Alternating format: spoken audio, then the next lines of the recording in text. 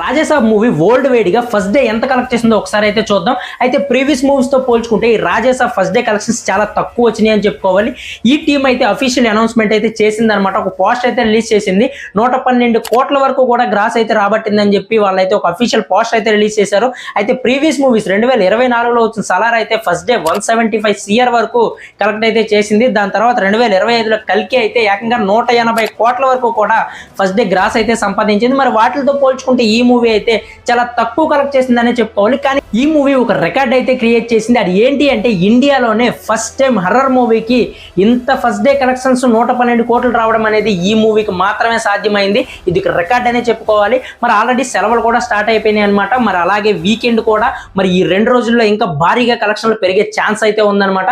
మరి ఈ 3 రోజులు కలిపి ఎంత కలెక్ట్ చేశారని చెప్పి సోమవారం ఒక వీడియో ఫుల్ వీడియో అయితే చేద్దాము. మరి ఆ వీడియో మీకు కావాలంటే మన ఛానల్ అయితే సబ్స్క్రైబ్ చేసుకొని ఈ వీడియోకి అయితే ఒక లైక్ చేయండి.